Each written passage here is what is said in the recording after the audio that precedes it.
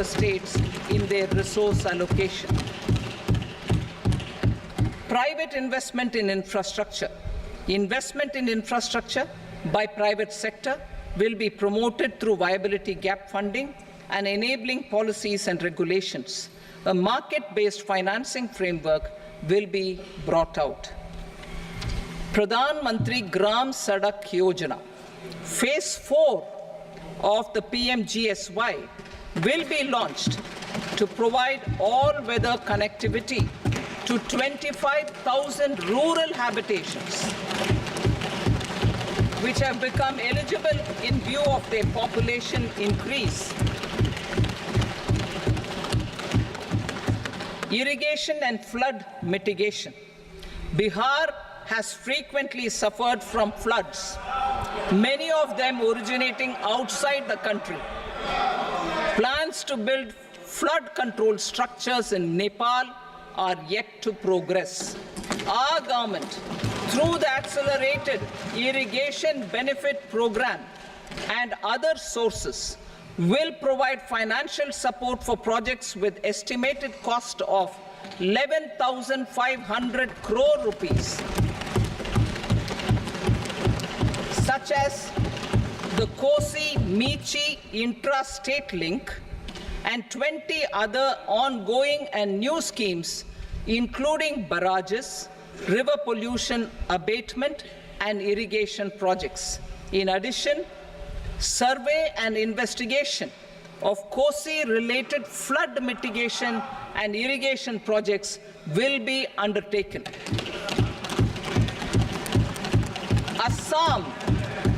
Assam grapples with floods every year by the Brahmaputra River and its tributaries originating outside India. We will provide assistance to Assam for flood management and related projects.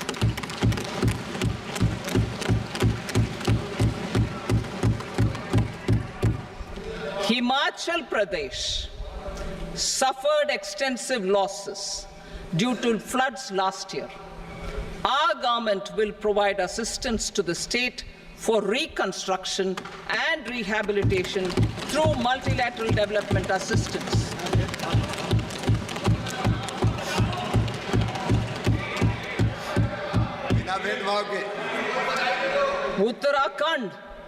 Uttarakhand too suffered losses due to cloudbursts and massive landslides. We will provide assistance to the state. Recently, Sikkim witnessed devastating flash floods and landslides that wreaked havoc across the state. Our government will provide assistance to the state. Tourism. Tourism has always been a part of our civilization.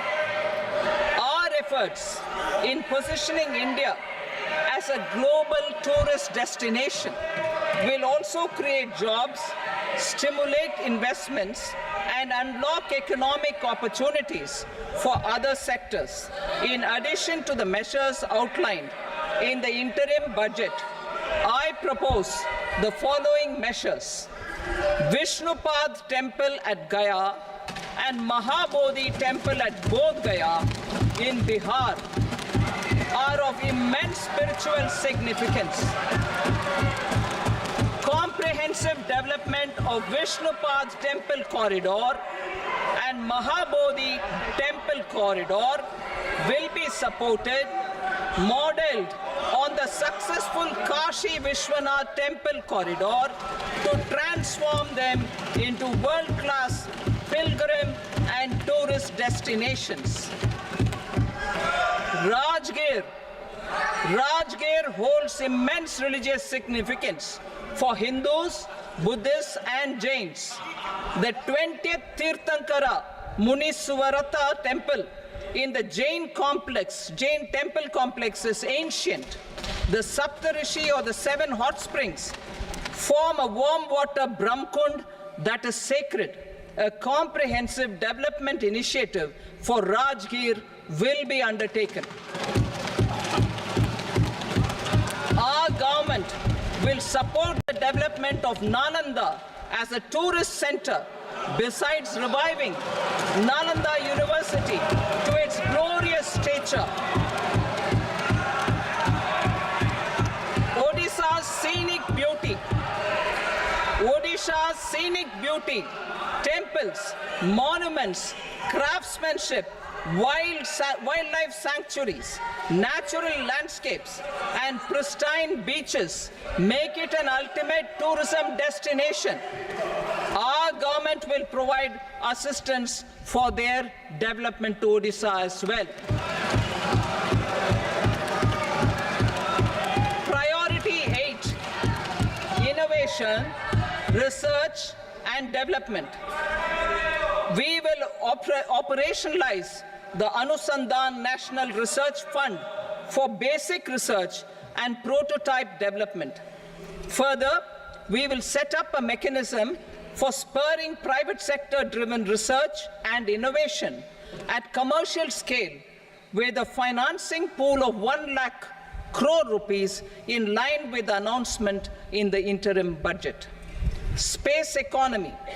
With our continued emphasis on expanding the space economy by 5 times in the next 10 years, a venture capital fund of 1,000 crore rupees will be set up. Priority 9, next generation reforms. Economic policy framework. We will formulate an economic policy framework to delineate the overarching approach to economic development and set the scope of the next generation of reforms for facilitating employment opportunities and sustaining high growth. Our government will initiate and incentivize reforms for 1. Improving productivity of factors of production, and 2. Facilitating markets and sectors to become more efficient.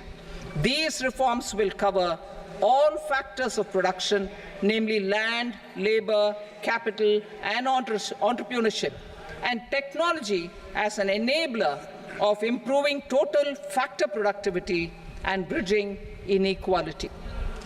Effective implementation of several of these reforms requires collaboration between the center and the states, and building consensus as development of the country lies in development of the states.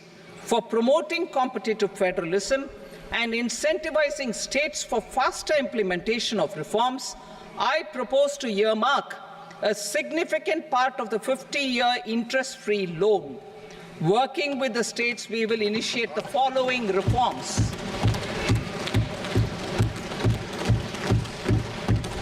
Land-related reforms and actions, both in the rural and urban areas, will cover land administration, will cover 1. Land administration, planning and management, and 2.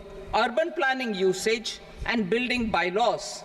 These will be incentivized for completion within the next 3 years through appropriate fiscal support. Rural land-related actions. Rural land-related actions will include 1. Assignment of unique land parcel identification number, UL PIN, or Bhu Aadhaar for all lands. 2. Digitization of cadastral maps. 3. Survey of subdivisions, survey of map subdivisions as per current ownership. 4. Establishment of land registry. And 5. Linking to the farmers registry. These actions will also facilitate credit flow and other agricultural services. Urban land-related actions. Land records in urban areas will be digitized with GIS mapping. An IT-based system for property record administration, updating, and tax administration will be established. These will also facilitate improving the financial position of urban local bodies. Labor-related reforms. Services to labor. Our government will facilitate the provision of a wide array of services to labor, including those for employment and skilling.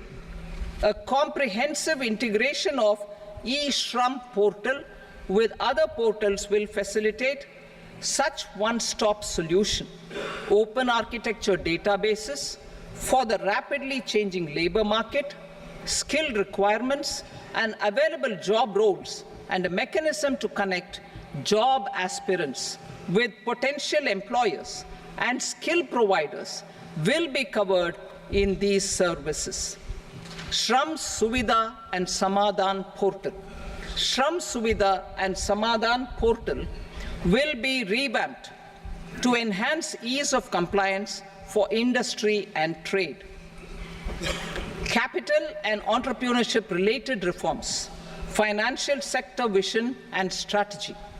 For meeting financing needs of the economy, our government will bring out a financial sector vision and strategy document to prepare the sector in terms of size, capacity, and skills.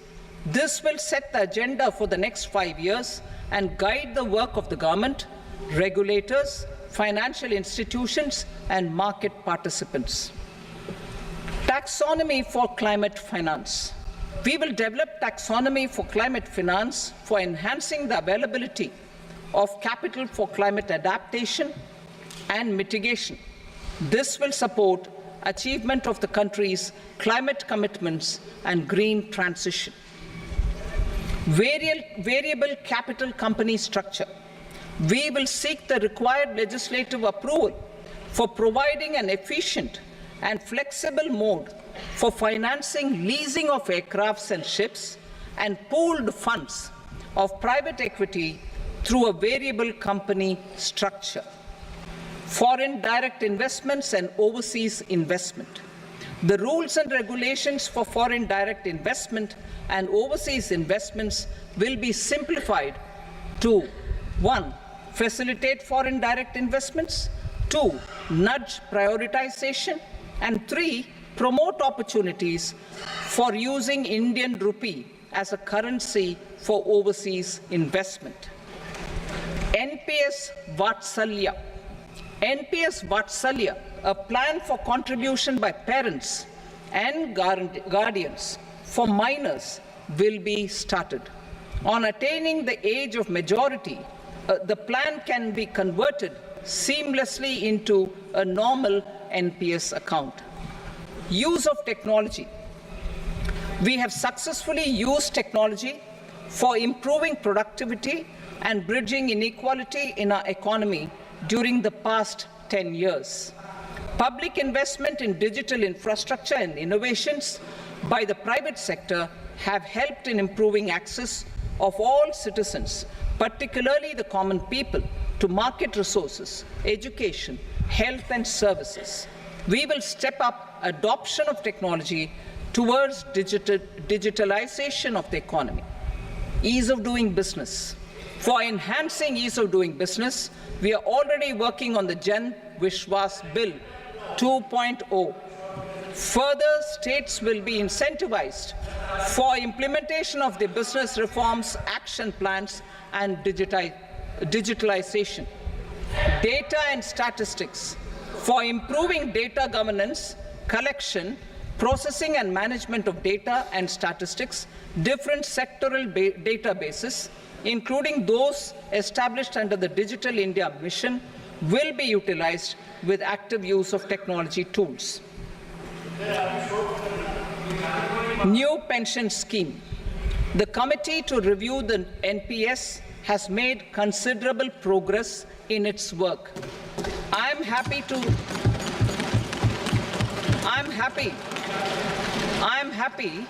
that the staff side of the National Council of the Joint Consultative Machinery for Central Government Employees has taken a constructive approach.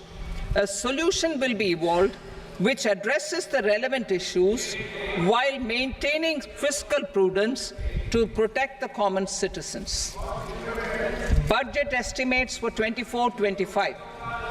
For the year 24-25, total receipts other than borrowings and the total expenditure are estimated at 32.07 lakh crore rupees and 48.21 lakh crore rupees respectively.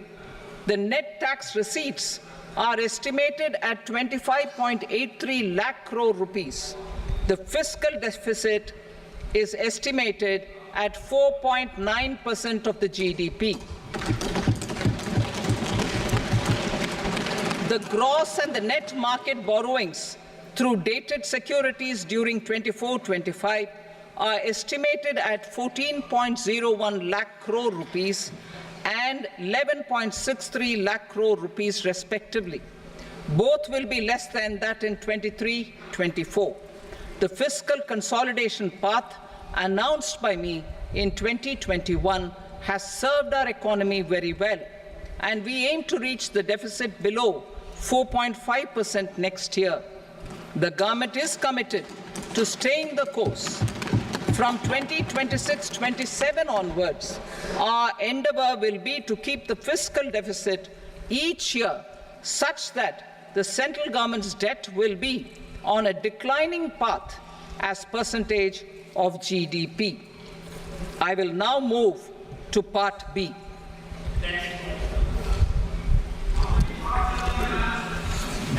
Indirect taxes. Sir, I start with GST.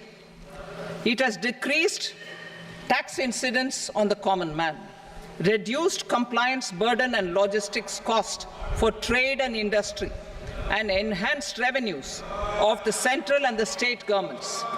It is a success of vast proportions. To multiply the benefits of GST, we will strive to further simplify and rationalize the tax structure and endeavour to expand it to the remaining sectors. My proposals for customs duties intend to support domestic manufacturing, deepen local value addition, promote export competitiveness, and simplify taxation while keeping the interest of the general public and consumers surmount.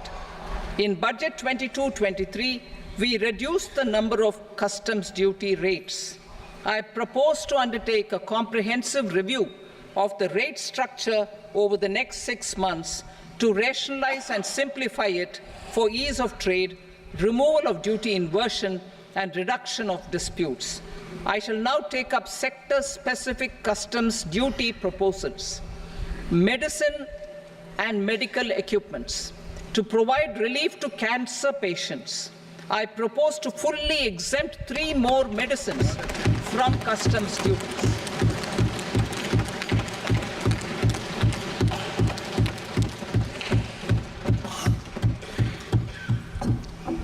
I also propose changes in the BCD on X-ray tubes and flat panel detectors for use in medical X-ray machines under the phased manufacturing program so as to synchronize them with the domestic capacity addition. Mobile phone and related parts. With a 3-fold increase in domestic production and almost a 100-fold jump in exports of mobile phones over the last 6 years, the Indian mobile industry has matured. In the interest of consumers, I now propose to reduce the BCD on mobile phone, mobile PCBA, and mobile charger to 15%.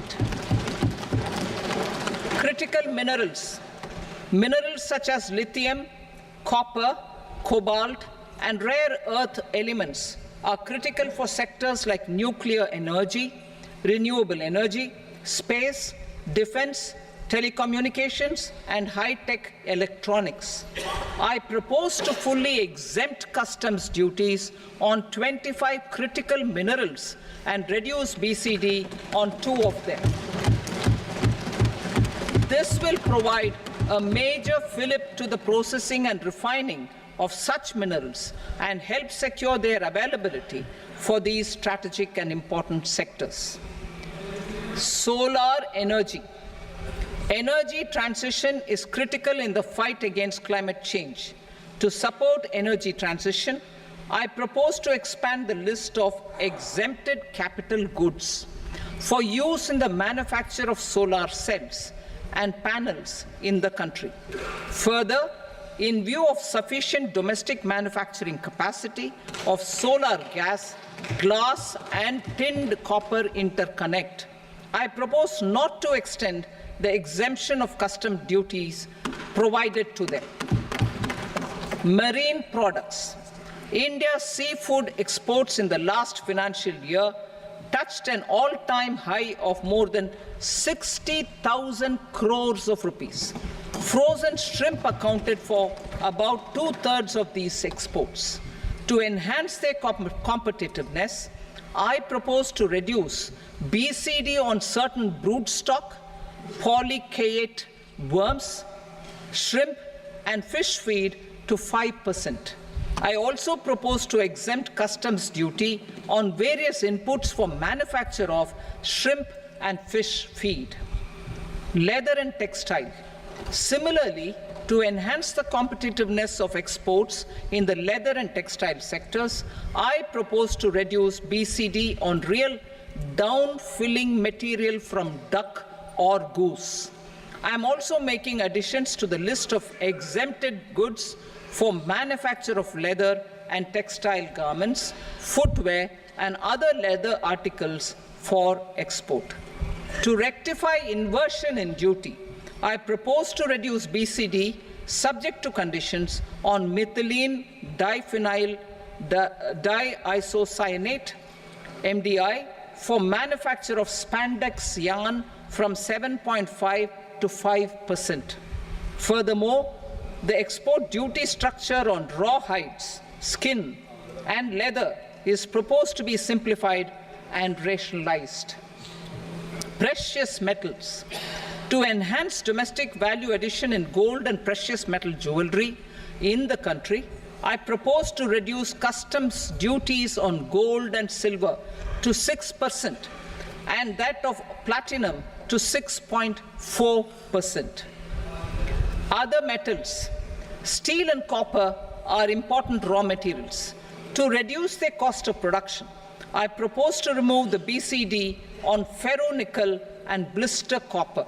I am also continuing with nil BCD on ferrous scrap and nickel cathode and concessional BCD of 2.5% on copper scrap. Electronics. To increase value addition in the domestic electronics industry, I propose to remove the BCD subject to conditions on oxygen-free copper for manufacture of resistors. I also propose to exempt certain parts for manufacture of connectors. Chemicals and petrochemicals. To support existing and new capacities in the pipeline, I propose to increase the BCD on ammonium nitrate from 7.5% to 10%. Plastics. PVC flex banners are non-biodegradable and hazardous for environment and health. To curb their imports, I propose to raise the BCD on them from 10 to 25%. Telecommunication equipment. To incentivize domestic manufacturing, I propose to increase the BCD from 10 to 15% on PCBA of specified telecom equipment. Trade facilitation. To promote domestic aviation and boat and ship MRO, I propose to extend the period for export of goods imported for repairs from 6 months to 1 year. I'll read that again. To promote domestic aviation and boat and ship maintenance, repair and operations, I propose to extend the period for export of goods imported for repairs from 6 months to 1 year. In the same vein, I propose to extend the time limit for re-import of goods for repairs under warranty from 3 to 5 years. I now move to direct taxes. We will continue our efforts to simplify taxes, improve taxpayer services, provide tax certainty, and reduce litigation while enhancing revenues for funding the development and welfare schemes of the government. It has been our endeavour To simplify taxation, we have taken a number of measures in the last few years, including introduction of simplified tax regimes without exemptions and deductions for corporate tax and for personal income tax. This has been appreciated by taxpayers. 58% of corporate tax came from the simplified tax regime in the financial year 22-23. Similarly, as per data available till now, for the last fiscal, more than 2/3 have availed the new personal income tax regime. Comprehensive review of the Income Tax Act. I am now announcing a comprehensive review of the Income Tax Act 1961. The purpose is to make the Act concise, lucid, easy to read and understand. This will reduce disputes and litigation, thereby providing tax certainty to the taxpayers. I will also bring down the demand embroiled in litigation. It is proposed to be completed in 6 months. A beginning is being made in the finance bill by simplifying the tax regime for charities, tedious rate structures, provisions of reassessment and such provisions, and capital gains taxation. Simplification for charities and tedious. Two tax exemption regimes. The two tax exemption regimes for charities are proposed to be merged into one. The 5% tedious rate on many payments is being merged into the 2% tedious rate, and the 20% tedious rate on repurchase of units by mutual funds or UTI is being withdrawn. Tedious rate on e-commerce operators is proposed to be reduced from 1 to 0.1%. Moreover, credit of TCS is proposed to be given in the TDS to be deducted on salary. Further, I propose to decriminalize delay for payment of TDS up to the due date of filing statement for the same. I also plan to provide a standard operating procedure for TDS defaults and simplify and rationalize the compounding guidelines for such defaults. Simplification of reassessment. I propose to thoroughly simplify the provisions for reopening and reassessment. An assessment hereinafter can be reopened beyond 3 years from the end of the assessment year only if the escaped income is 50 lakh rupees or more, up to a maximum period of 5 years from the end of the assessment year. Even in such cases, a time limit of 6 years before the year of the search, as against the existing time limit of 10 years, is being proposed. This will reduce tax uncertainty and disputes.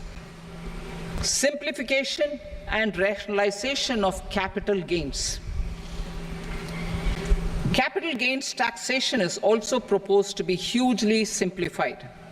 Short-term gains on certain financial assets shall henceforth attract a tax rate of 20%, while that on all other financial assets and all non-financial assets shall continue to attract the applicable tax rate.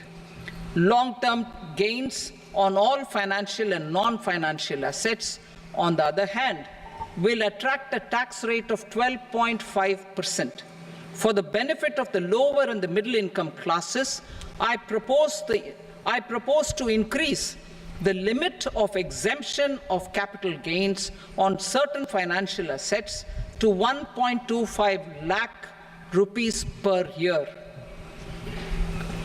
Listed financial assets held for more than a year will be classified as long-term, while unlisted financial assets and all non-financial assets will have to be held for at least 2 years to be classified as long-term. Unlisted bonds and debentures, debt mutual funds, and market-linked debentures, irrespective of holding period, however, will attract tax on capital gains at applicable rates. Taxpayer services. All the major taxpayer services under GST and most services under customs and income tax have been digitalized. All remaining services of customs and income tax, including rectification and order giving effect to appellate orders, shall be digitalized and made paperless over the next 2 years. Litigation and appeals.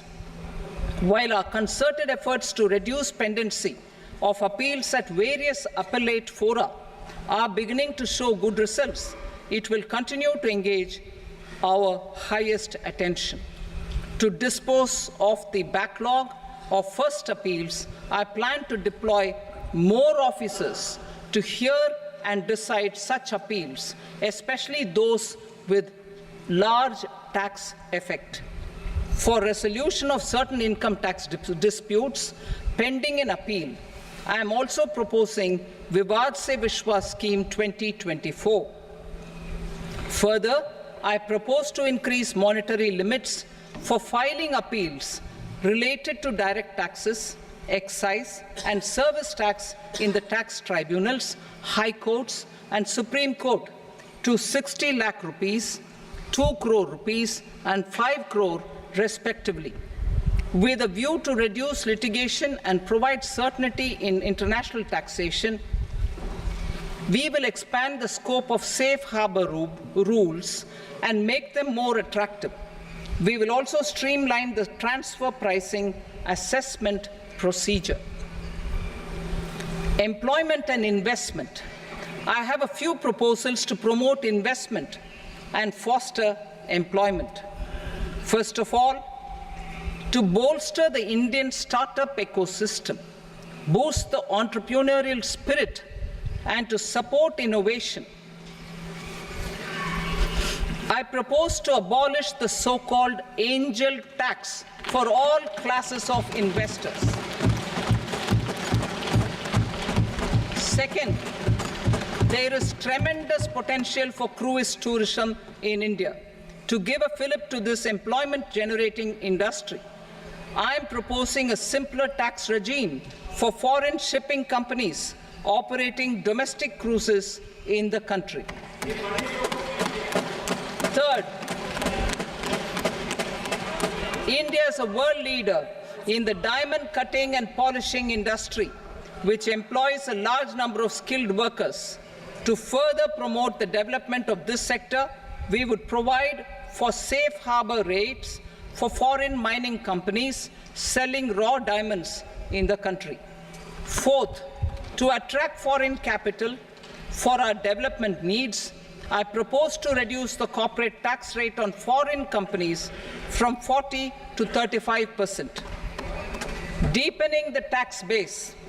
I have a couple of proposals for deepening the tax base. First, security transaction tax on futures and options of securities is proposed to be increased to 0.02% and 0.1% respectively. Second, for reasons of equity, I propose to tax income received on buyback of shares in the hands of recipients. Other proposals: to improve social security benefits, deduction of expenditure by employers towards NPS is proposed to be increased from 10 to 14% of the employee's salary. Similarly, deduction of this expenditure up to 14% of salary from the income of employees in private sector, public sector banks and undertakings opting for the new tax regime is proposed to be provided. Indian professionals working in multinationals get ESOPs and invest in social security schemes and other movable assets abroad. Non-reporting of such small foreign assets has penal consequences under the Black Money Act. Such non-reporting of movable assets up to 20 lakh rupees is proposed to be depenalized.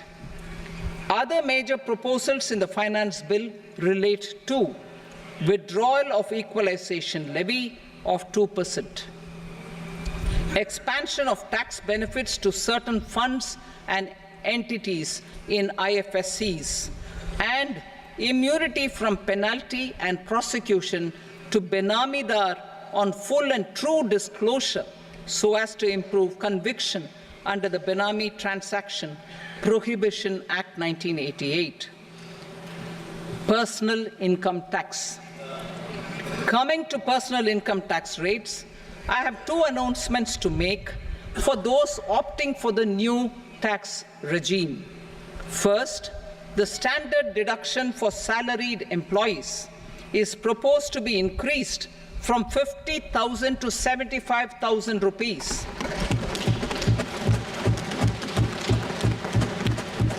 Similarly, deduction on family pension for pensioners is proposed to be enhanced from 15,000 to 25,000 rupees. This will provide relief to about 4 crore salaried individuals and pensioners.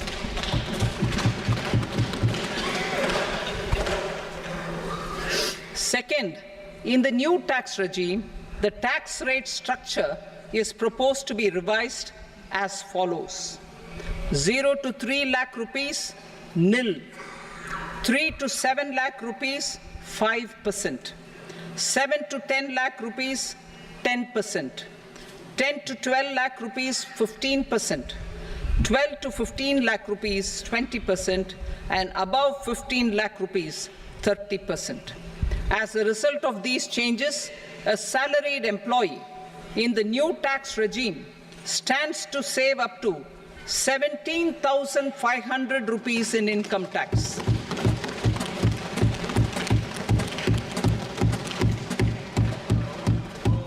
Apart from these, I am also making some other changes as given in the annexure.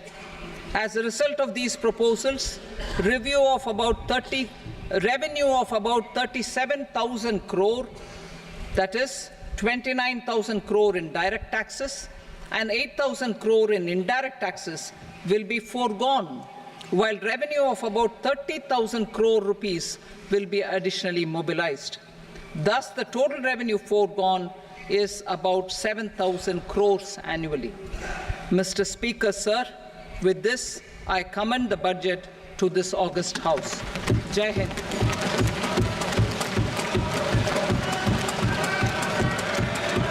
Item number 2. Item number 2.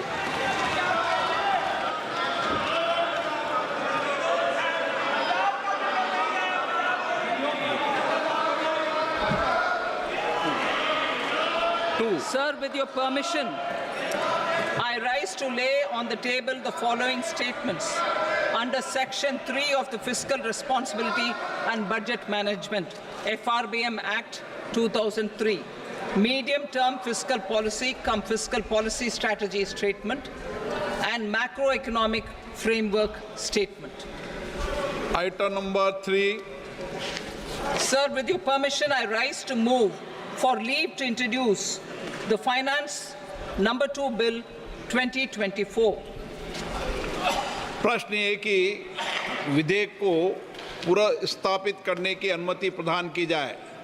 जो सदस्य इसके पक्ष में हाँ कहें, जो सदस्य विरोध में ना कहें।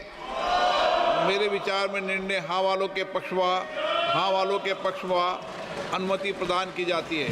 माननीय मंत्री जी, अब विधेयक पुनर्स्थापित करें। Sir, I introduce the bill. Item number 4. The Union Territory of Jammu and Kashmir budget. Sir, I rise to present a statement, Hindi and English versions, of the estimated receipts and expenditure of the Union Territory of Jammu and Kashmir for the year 24-25. सभा की कार्रवाई कल बुधवार दिनांक 24 जुलाई 2024 को प्राप्त 11 बजे तक के लिए स्थगित की जाती है।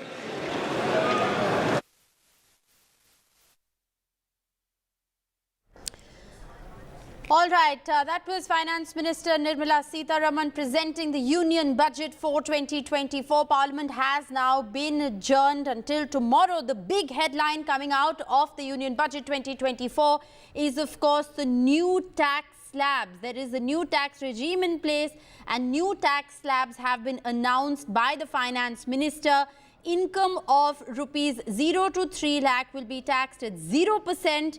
3 to 7 lakh at 5%, 7 to 10 lakh at 10%, 10 to 12 lakh at 15%, and rupees 12 to 15 lakh at 20%, and above 15 lakh income will be taxed at 30%. However, Finance Minister has reiterated that salaried employees in the new tax regime stand to save up to 17,500 in income tax based on these changes. This is the big headline that is in fact coming in. Income Tax Act is going to be reviewed as well. The tax structure and the revised tax in the new tax regime has been laid out by the Finance Minister Nirmala Sitharaman. Angel tax has been abolished for all investors. This is a huge boost to the startup sector, huge boost to entrepreneurs, and of course short-term gain enhanced to 20%. It was 15% earlier. These are some of the big headlines that are in fact coming in. A new version of the scheme to end tax disputes will also be put in place. Capital gain tax will also be simplified, and TDS on e-commerce, etc. will be reduced. It's a relief that is coming in for people in the form of cheaper mobile phones and chargers and mobile equipment. Also, there are 3 new cancer drugs that have been put in the ambit of relief from duties, which means that there are 3 new cancer drugs now that will in fact the prices of those drugs will in fact go down. So these are some of the big headlines that are coming in. The duty on telecom equipment has been increased. This is of course one of the big headlines that is coming in as well.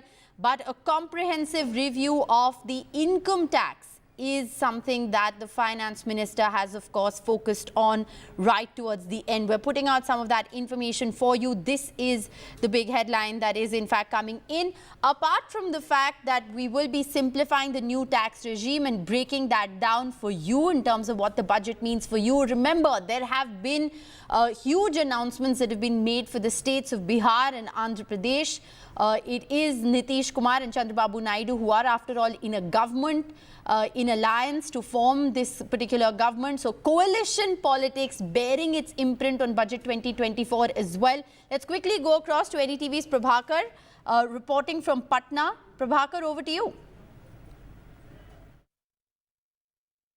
As everybody is glued to their television sets, we are at the office of the Bihar Industry Association. You can see happy faces out here. Almost a special package announced for the state of Bihar and huge funds allocated in terms of road infrastructure, power infrastructure and other infrastructure projects which Bihar had been demanding for long. So, seems, I mean, you have a smile on your face. This budget has brought good news for Bihar. Yeah, definitely so. We have been given 26,000 rupees for roads, 25,000 crore rupees one thermal power plant in energy for Pirpanti, Bhagalpur, and there is 11,000 crore rupees for flood relief infrastructure, and I mean wherever there is something for that we have. So it's almost a 60,000 crore. We have asked for 50,000 crore rupees interest-free loan for 10 years. Government has at the moment they have suggested 1.5 lakhs crore for the whole nation. Out of that, our share will become about 15,000 crore. So I think not 50 but 15,000 crore in so that. So you have all the reasons to smile, sir. Yeah, definitely so. Definitely so. So I can see. I saw him clapping actually, sir. Well. I was talking to him. Sir, जो funds मिले हैं, जितने projects Bihar के लिए sanction हुए हैं, do you think that's good enough, sir? बहुत दिनों से बहुत fair enough. But we expect more. What we have given, we expect more. If you get more, people will be more rather pleased. This is my personal say to you. So I would say you would never be satisfied. I mean, you have got 60,000 plus crore. Nothing as satisfaction.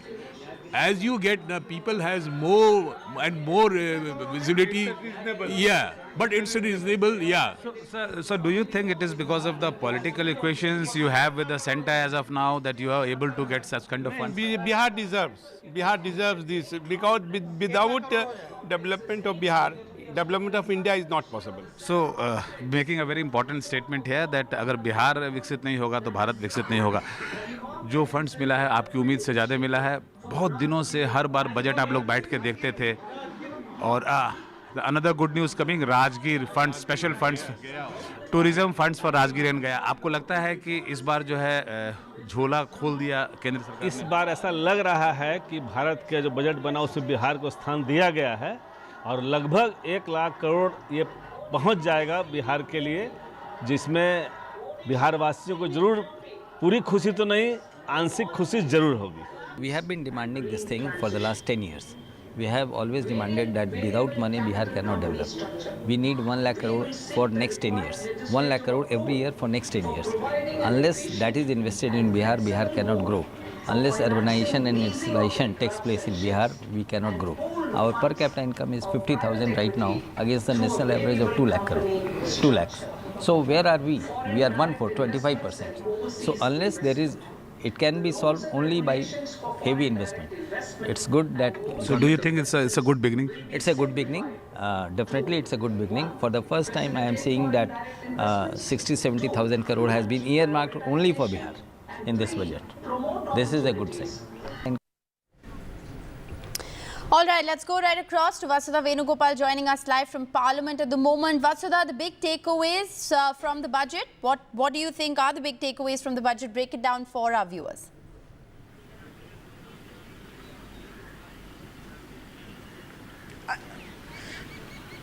Hello everybody, we're coming to you from live from the Parliament, from outside the Parliament. Nirmala Sitharaman, the Finance Minister of the country, presented her historic 7th consecutive budget, and in fact she has announced quite a few measures. In fact, the focus was completely a lot on job creation, skilling, also on farms. She has also made this very important announcement that the government has proposed to abolish this angel tax that was to give boost to startups. She has in fact announced a comprehensive review of the income tax, and she said that she will make it concise and also easy to read, and she will also cut litigation out of this.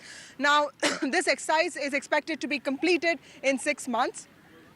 The most important announcement, of course, is the fact that the government has also announced a huge, internship program that would employ about 1 crore youth, and they would be getting this opportunity for 12 months. It's a 12-month internship opportunities. 1 crore youth could benefit, and this would be done by 500 companies in association with the government. The companies would be, taking care of 12% of the internship costs, and they would also be bearing the training costs. How this is going to work out is something that we'll have to see. The government will be paying these youngsters 5,000 rupees per month, and of course 6,000 rupees would be the assistance that would be given. But of course the political messaging there is very important, because both Bihar and Andhra Pradesh have really gotten the best out of this budget, because 26,000 crore for Bihar and 15,000 crore for Andhra Pradesh is big, and this is also for and this is also something that is in line with the demands of the JDU and TDP. My colleagues Vishnu and Maria are at CII to get you more reactions on this budget. Let's go to them. All right, Vasudha, thanks very much. Hi, Maria. It's been an exciting hour plus. And what we're going to do now is just break down all of the key points over here.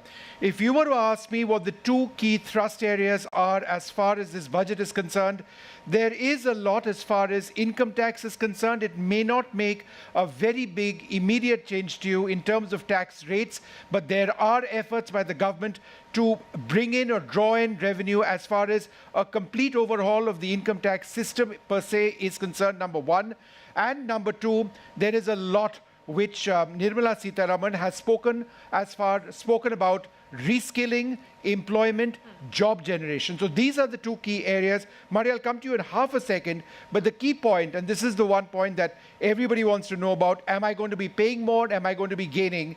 The new tax regime tax slabs have been changed. The income of 0 to 3 lakhs is to be taxed at 0%, 3 to 7 lakhs at 5%, 7 to 10 lakhs at 10%, 10 to 12 lakhs at 15%, 12 to 15 at 20, and above 15 lakhs at 30%. So, Rajat, no great changes Vivek, no great changes over there per se, but in terms of the tax element and what the finance minister was hoping for, what is the takeaway? No, so quickly stepping back, I think overall comment on the budget, it is very seldom. I think it's the first budget where I've seen where the economic survey and the budget have perfect harmony.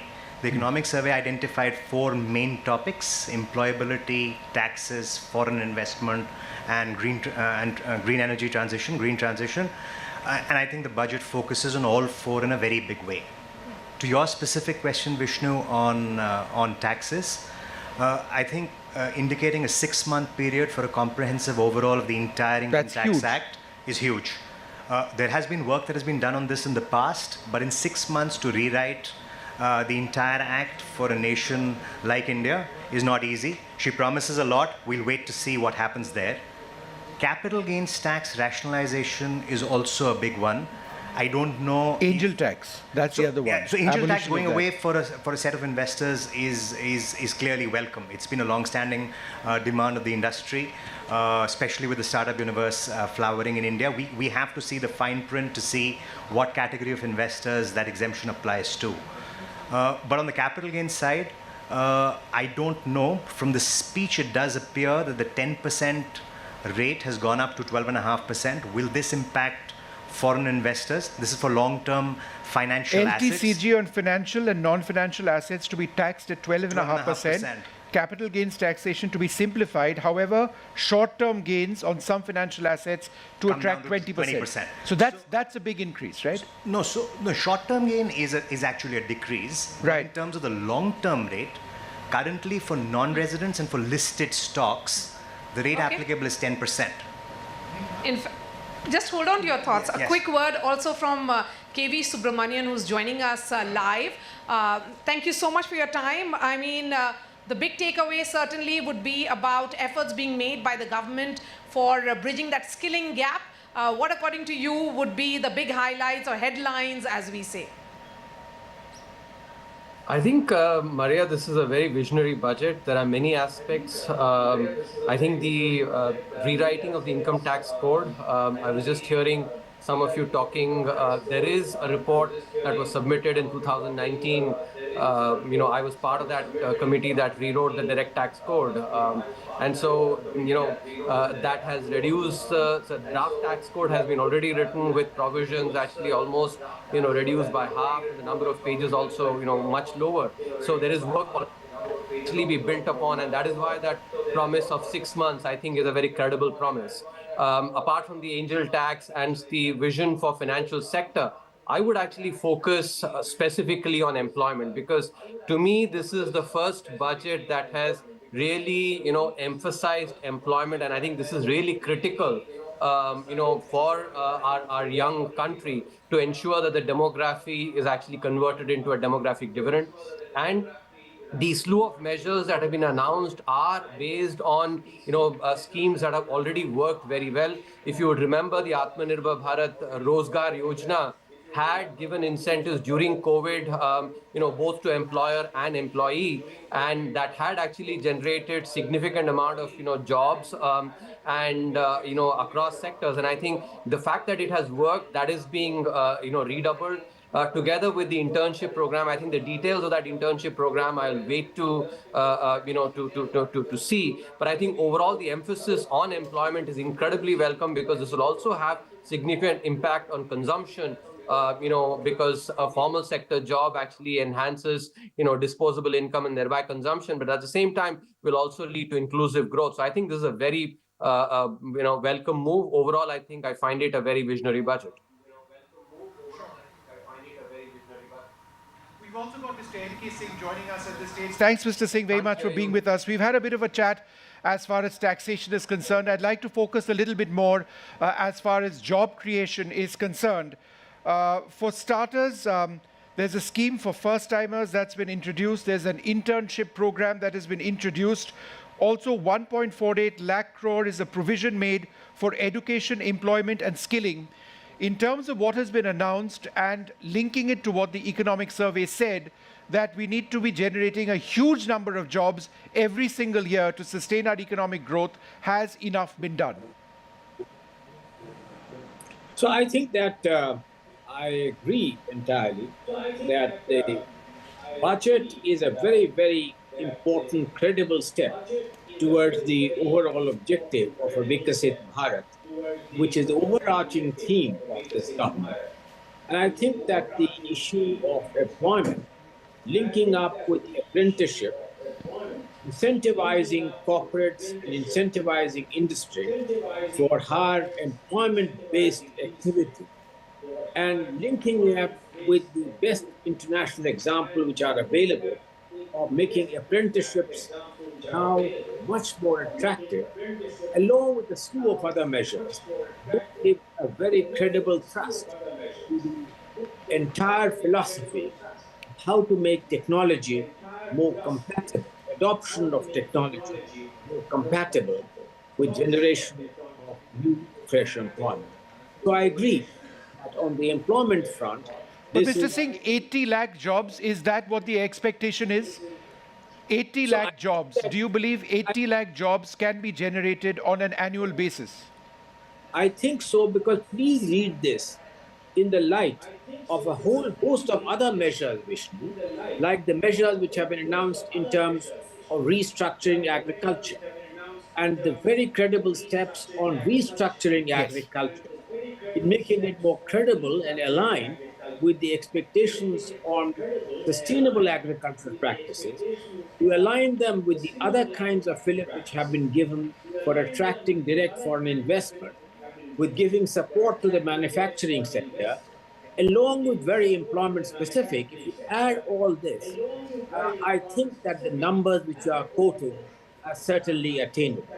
And I think that, Vishnu, we must not lose sight, although nobody has spoken about it, all this is being achieved continuing the path of macroeconomic stability and fiscal consolidation, which continues to be an important catalyst bringing about higher rates of sustainable economic growth. And KB Subramanian, if I were to come back to you, the emphasis again on MSMEs, that credit guarantees for MSMEs, build in-house capabilities for MSMEs, again the SMA account for MSME in stress. Do you think all this is going to ensure that job creation that that the government is aiming for? A roadmap of sorts has been put out. To the question that Vishnu asked Mr. N.K. Singh about the 80 lakh jobs that have been highlighted in the economic survey, I think it's important to put this in perspective. So I'll give you two facts to put this in perspective. Firstly, if we look at the CLEMS database, and the CLEMS database is an internationally recognized database, that is the database that the RBI report on employment has used, unlike the poor quality CMI database, which actually, is not reliable. If the CLEMS database, using that, the RBI has shown that 12.5 crore jobs have been created over the last 10 years, from 2014 to 2023. And, even if you want to... एक economic hub के रूप में उभर के आएगा और बहुत बड़ा इंफ्रास्ट्रक्चर का काम अभी बिहार से लेकर के झारखंड, आंध्र प्रदेश और वेस्ट बंगाल, नॉर्थ ईस्ट का होने वाला है। और विशेष रूप से जो स्किलिंग के लिए और एम्प्लॉयमेंट जनरेशन के लिए जो अनाउंसमेंट हुआ है वो ऐतिहासिक है। और जितने कार्यक्रम चलाने वाले हैं और युवाओं के लिए रोजगार इससे उत्पन्न होने वाला है, ये देश का आत्मनिर्भरता के लिए बहुत बड़ा योगदान होने वाले हैं। साथ साथ में महिलाओं को अलग से जो स्कीम सपोर्ट देने का जो प्रावधान रखा है, ये बहुत ही सराहनीय है। और नॉर्थ ईस्ट में बैंकिंग को लेकर के, नॉर्थ ईस्ट में बैंकिंग का, खास करके पहाड़ों में, दूर दराज इलाकों में बैंकिंग सर्विसेज का थोड़ा सा कमी जो थे, वो भी इस बजट में वित्त मंत्री जी ने जो अनाउंसमेंट किया है, उससे नॉर्थ ईस्ट का फाइनेंशियल इंक्लूजन में बहुत जोरदार से मेन स्ट्रीमिंग होने वाले हैं। इसके अलावा 3 करोड़ आवास योजना गरीबों के लिए शहरों में और ग्रामीण इलाकों में घर बनाने वाला है, वो भी ऐतिहासिक है। और फिर मुझे लगता है कि प्रधानमंत्री जी का जो सपना है कि 2047 तक भारत को विकसित राष्ट्र बनाना है, इसका बहुत बड़ा शुरुआत आज के इस बजट में झलकता है। लेकिन सर ऑपोजिशन ये कह रहा है कि आपने अपने एली पार्टी को खुश करने के लिए क्या है, ऑपोजिशन ने अगर ऑपोजिशन पार्टी ने क्रिटिसाइज किया, मतलब ये बहुत अच्छा बजट है, इसलिए वो निराश हो गए हैं, क्योंकि अच्छा बजट है, देश के लिए अच्छा बजट आया है, इसी से ऑपोजिशन पार्टी चिंता में है। बजट में आप बताइए, एक सेक्टर बताइए जिसको आपने नजरअंदाज किया, कहीं ऐसा नजर नहीं आता है। हर एक सेक्टर के लिए इस बजट में प्रावधान रखा है, खास करके ये ग्रोथ ओरिएंटेड बजट है, सब लोगों के लिए एक ड्रीम बजट है। आप टैक्स देखिए ना, कितना छूट मिडिल क्लास के लिए, सैलरीड क्लास के लिए, पेंशनर्स के लिए जो छूट दिया है, और कैंसर पेशेंट के लिए जो छूट दिया गया है दवाइयों के लिए, ऐसा बजट आज तक आपने कभी देखा नहीं होगा। सबसे ज्यादा बात बिहार और ये आंध्र प्रदेश को लेकर हो रही है। बिहार में भी राबड़ी देवी जी ने बोला कि झुंझुना थमा दिया है, वहाँ पर स्थिति इतनी खराब है, मर्डर हो रहा है, ये हो रहा है। आप लोग जानबूझ के बिहार में जो नेपाल से फ्लड आते हैं, उसको सिर्फ बिहार का प्रॉब्लम मत देखिए। बिहार में नेपाल से जो फ्लड्स आते हैं बरसात के समय में, तबाही मचते हैं, ये देश का समस्या है। इसको सिर्फ बिहार का समस्या क्यों बोलते हैं विपक्ष के लोग? रिएक्शन ये बिहार चाहिए या किसान की आय बढ़नी चाहिए, किसान के साथ संकट पैदा किया इन्होंने। बेरोजगारी इन्होंने बढ़ाई है, 10 साल में जो इतनी बेरोजगारी बढ़ गई, उसको कैसे कम करें, और वो भी आधी अधूरी नौकरी से। आप 2 साल की, 1 साल की या कुछ ट्रेनिंग करा करके नौकरी या रोजगार का सपना दिखा रहे हैं। देश का नौजवान अपना भविष्य बनाने के लिए पक्की नौकरी चाहता है, और फिर जो आधी अधूरी नौकरी है, क्या उसमें आरक्षण होगा?